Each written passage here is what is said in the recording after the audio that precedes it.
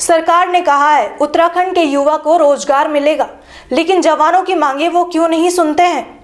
क्यों उन्हें ठंड में सड़कों पर बैठने को मजबूर करते हैं? देहरादून के गांधी पार्क के बाहर पीआरडी जवान धरने पर बैठे हैं। सरकार से यही उम्मीद लगाए कि उनकी मांगे पूरी करी जाएगी और वो अपने घर वापस जा सकेंगे। देखिए वीडियो।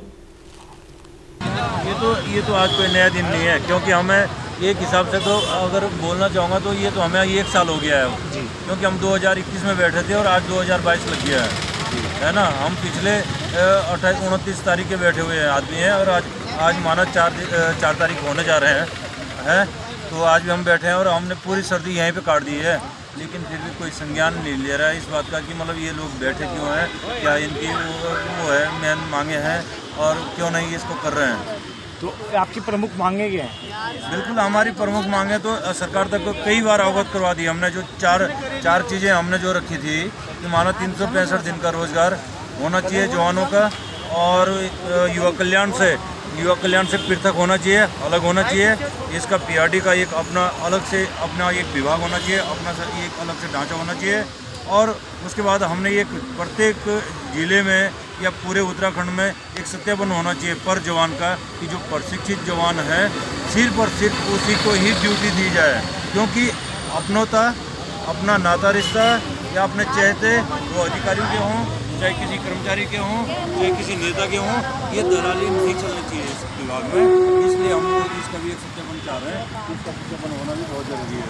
राज्य कर्मचारी के वहाँ भी इनको भी दर्जा मिलना चाहिए, इनका ऑनलाइन पोर्टल पे आना चाहिए, क्योंकि ऑनलाइन पोर्टल होगा तो किसी की कोई दिक्कत नहीं रहेगी, कोई समस्या नहीं रहेगी।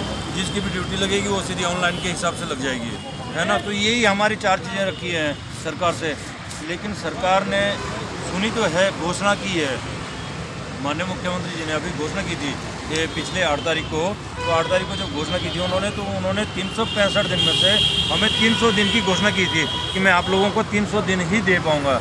तो हमने कहा चलो ठीक है, आप 300 दिन अगर देते हो, प्लस उन्होंने 2 लाख का एक बीमा का किया था कि यदि अगर किसी के साथ कोई घटना होती है, कोई अनहोनी होती है, तो 2 लाख रुपए का हम आपको जीवन बीमा के रूप में एक सहायता करेंगे। तो चलो हम उस बात में भी एग्री हो गई है, लेकिन तब से लेकर के आज तक मतलब 2 दिन और 4 दिन का टाइम दिया जा रहा है सब जवानों को, लेकिन ये नहीं उनको पता कि हमारे साथ इतनी माताएं हैं, बेचारी बहनें हमारी, जो इतनी कड़ाके के ठंड में भी और नव वर्ष के उसमें भी उपलब्ध में आप जान सकते हो कि पूरे देश में हर्ष और उल्लास मनाया गया, लेकिन इस पीआरडी के परिवार के लिए किसी ने सोचा नहीं है कि इनका भी कहीं ना कहीं, हमारे भी कहीं ना कहीं घर परिवार होंगे, हमारे भी कहीं ना कहीं बाल बच्चे होंगे, किसी न किसी का कोई बेटा होगा, किसी न किसी का कोई भाई होगा, किसी न किसी का कोई माँ बहनें होंगी घर में, है ना। हम भी हर्ष और उल्लास मनाना चाहते थे, लेकिन इस सरकार ने हमें हर्ष और उल्लास लाइक नहीं समझा है और हम लोगों के इस कड़ाके के ठंड में यहीं पे इस नाले पे बैठा रखा है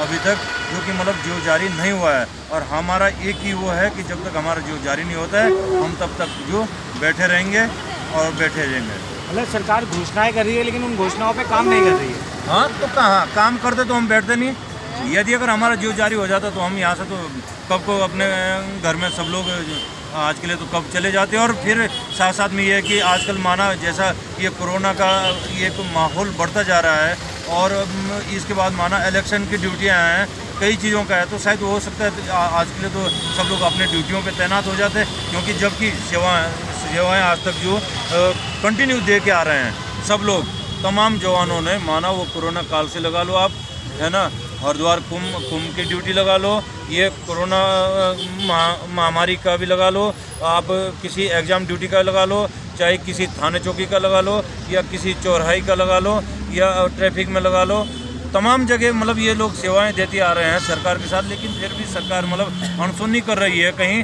तो ये मतलब आने वाला भविष्य सरकार का भी ठीक नहीं रहेगा।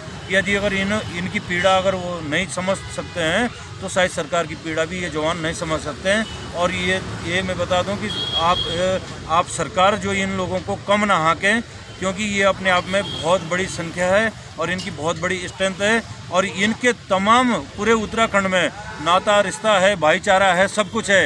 ये सब लोग उत्तराखंड के रहने वाले हैं, कोई बाहर का रहने वाला नहीं है। ये कहीं इसकी खामियाजा आप लोगों को जो 2022 में ना भुगतनी पड़े। यदि अगर इनको पीड़ा को एकदम संज्ञान में नहीं लिया तो खामियाजा आप लोगों को जो भुगतनी पड़ेगी।